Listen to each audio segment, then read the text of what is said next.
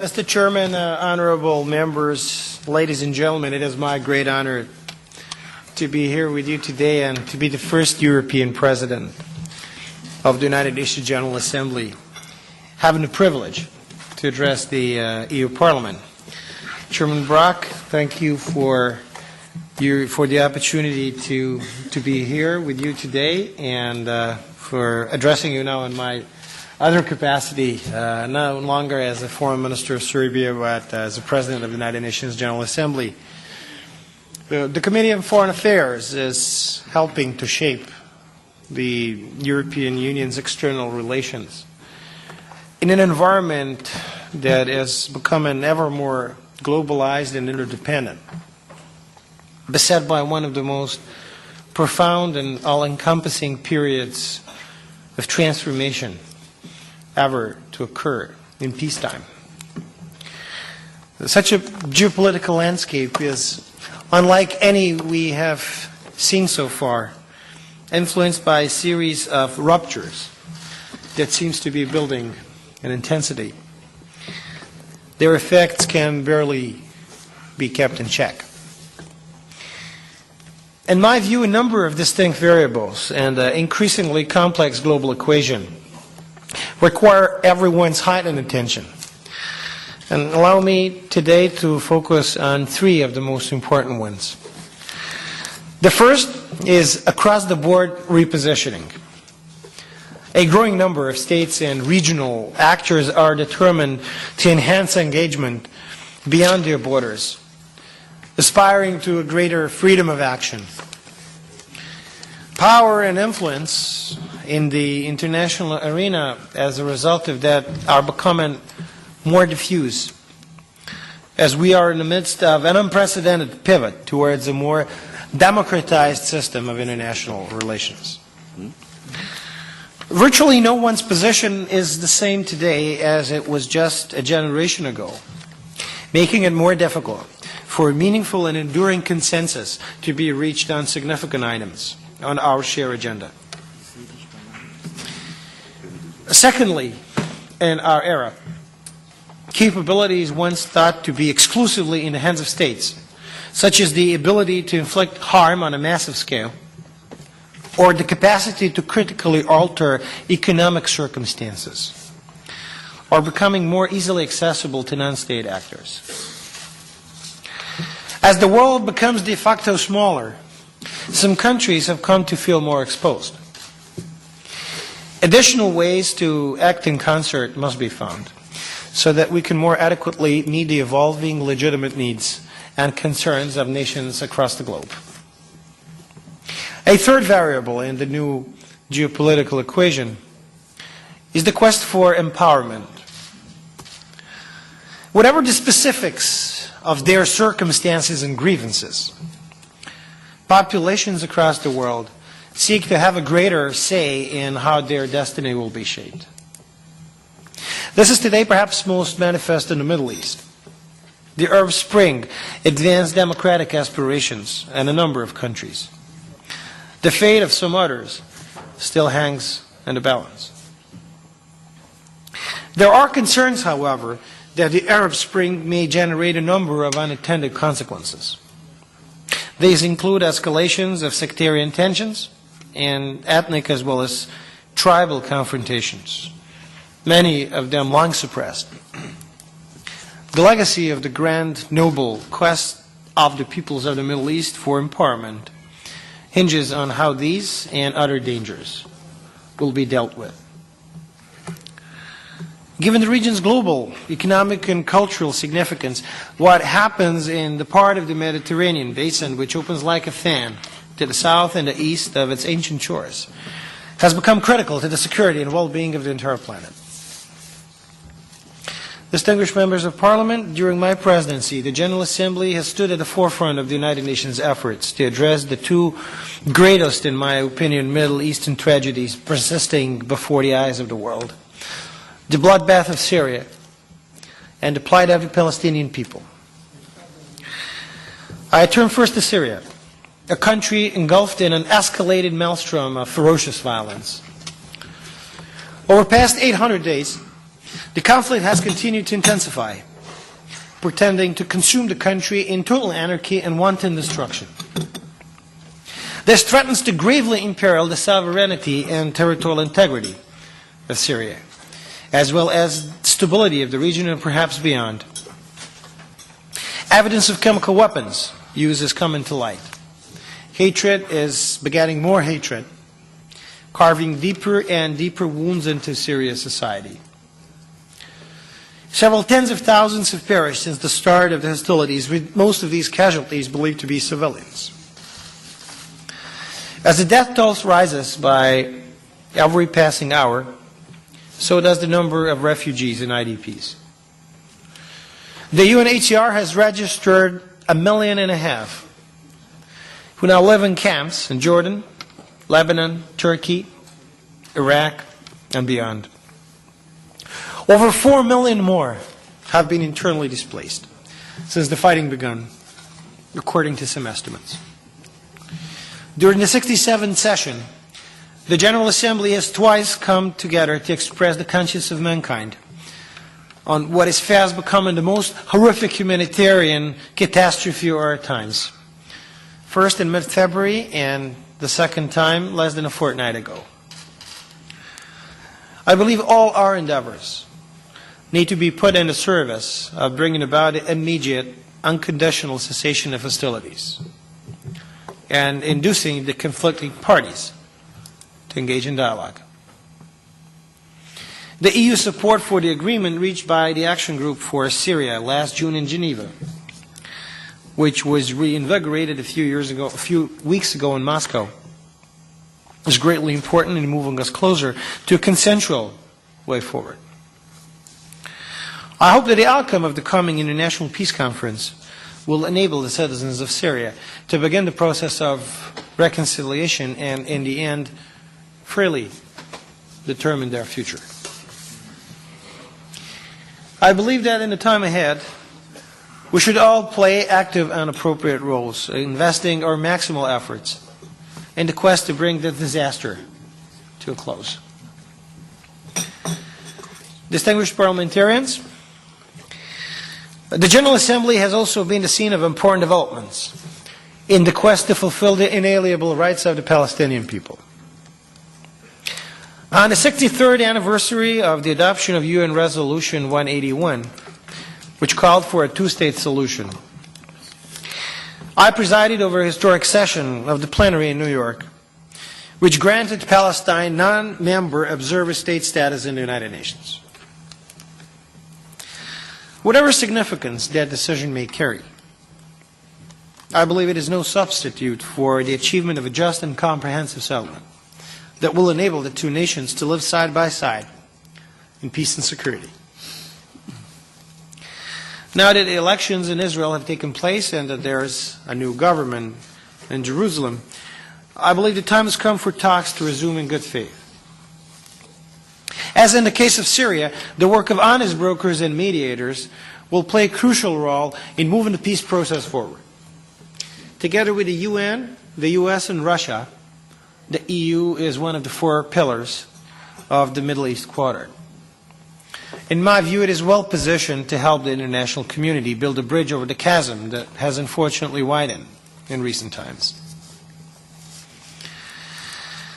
Distinguished parliamentarians, one of the prerogatives of the President of the General Assembly is the right to choose topics for thematic debates on issues which, in his judgment, merit significant global attention. 2 of the most important ones have had the EU represented at a high level, befitting its enhanced observer status in the UN in accordance with the UN Resolution 65/276. The first thematic debate took place on April 15 and was entitled The UN and Global Economic Governance. We aim to generate ideas on how significant economic actors, including international financial institutions, as well as the informal groupings such as the G20, could better interact with the rest of the world in the future. The keynote address in that thematic debate was delivered by President Barroso, who stressed that the EU was one of the first key actors to recognize that the financial crisis required a globally coordinated response. One of the conclusions of the event was that the General Assembly, where, in President Barroso's words, the entire international community is represented, can provide a unique platform for all developed and developing countries to exchange views and share information on common economic concerns. A next step, in my view, could involve the establishment of a baseline for effective, more regularized interaction between the G20 and the rest of the world in the General Assembly. Consultations on this are currently taking place in New York, and there's a growing sense of optimism that a consensus GA resolution may be a result. As a member of G20 in its own right, together with 4 of the Union's countries, the EU support for what a recent report by UN Secretary General called a more inclusive and more participatory system of global economic governance remains crucial. By putting its considerable weight behind such an endeavor, I believe Brussels would reinforce its standing in the world as an advocate of inclusive and transparent discourse on issues that affect the material destiny of the entire planet, complementing existing international efforts without infringing on any of the established prerogatives. Before turning to the second debate that I wish to discuss in more detail, allow me to draw this committee's attention to one that is going to be held in early autumn.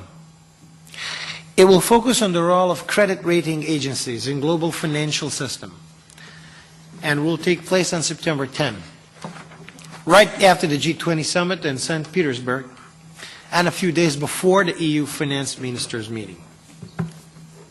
Given the significance of credit rating agencies in evaluating risk and external debt sustainability, I hope high-level representatives from the European Union and its member states will participate in this important event. Ladies and gentlemen, on May 16 of this year, I convened the General Assembly to thematically consider sustainable development and climate change, which featured a keynote address by Janez Potočnik, the EU Commissioner for Environment. He spoke eloquently on the imperative for the industrialized countries to take the lead in changing the unsustainable patterns of consumption and production, which in his view is a matter of necessity and credibility. The debate took place against the backdrop of last June's Rio Plus 20 conference on the post-2015 development agenda, whose follow-up and implementation has been identified by the EU External Action Service as the Union's #1 priority in the United Nations. In Rio, the world leaders agreed for the first time to comprehensively integrate the 3 dimensions of sustainable development, namely economic, social, and environmental, into a single, fully coherent whole. They granted the UN General Assembly additional mandates. In essence, the General Assembly was given the strategic task of crafting a new, ambitious global framework for a grand reorganization of human affairs. They include conceiving and adopting the Sustainable Development Goals, designing options for financing them, and creating a workable arrangement for monitoring their implementation. According to the terms set in The Future We Want, which is the concluding document of the Rio conference, we have about 1,000 days to carry out these assignments. The General Assembly is also addressing the question of how to effectuate a smooth transition from the MDGs, Millennium Development Goals, to the SDGs, the Sustainable Development Goals, which is a critical issue not addressed in the Rio document. To that end, world leaders have been invited to take part in the special event to follow up on efforts towards achieving the MDGs. To facilitate their participation, it has been scheduled for September 25 during the high-level segment of the general debate of the 68th session of the General Assembly. I believe its outcome should be as substantive as possible. and feed directly into the General Assembly's 3 work streams deriving from the Rio Conference, which must ultimately converge into one. This is a strategic imperative, for there must be no working at cross purposes in the generational task to establish the parameters of the global pivot towards universal sustainability. And that is why I've initiated a series of consultations to effectively coordinate all the UN's post-2015 efforts. Ladies and gentlemen, I believe that the EU's active participation in each of the General Assembly's additional mandates is critical to the ultimate success. And I've therefore appointed permanent representatives, that is ambassadors to the UN of 4 European countries to act as co-facilitators in achieving each of the respective objectives. This is due not only to the fact that the Union, together with its member states, constitutes the single largest financial contributor to the United Nations system, underwriting close to 40% of our regular budget, more than 2/5 of peacekeeping operations, and about half of all contributions to UN funds and programs. I've also done so in recognition of EU's leadership in transitioning to a green economy, its place at the vanguard of a global paradigm shift towards sustainable development, and its long-standing commitment to eradicating worldwide poverty in this generation. Ladies and gentlemen, we hold in our hands the power to ruin the earth or sustain it for posterity, to get lost in the blind alleyways of status quo, or to reinvent the very definition of human progress. The challenges of implementing the post-2015 agenda are no doubt technological, organizational, and economic in nature. But perhaps most importantly, they are moral as well. As one of Europe's leading philosophers has stated, we must now be guided by a project for the future, not by authority of the past. To venture forth in this truly daring and unprecedented enterprise, we will need to put aside whatever differences we may have on other issues and come to stand as one global family, brought together as if for the first time by the stark realization that a failure to act for the common good on this issue will result in our planet's accelerated destruction. This must be a time when mankind comes into its own and emerge from the dirt and grime of our carbon-driven way of life to bring about a revolution of both spirit and mind. This is perhaps the most consequential test in history, one which may very well be impossible to pass without what I fervently hope will turn out to be Europe's most significant contribution to the advancement of humanity. I thank you for your attention, and I'll stand ready to answer any of the questions you may have.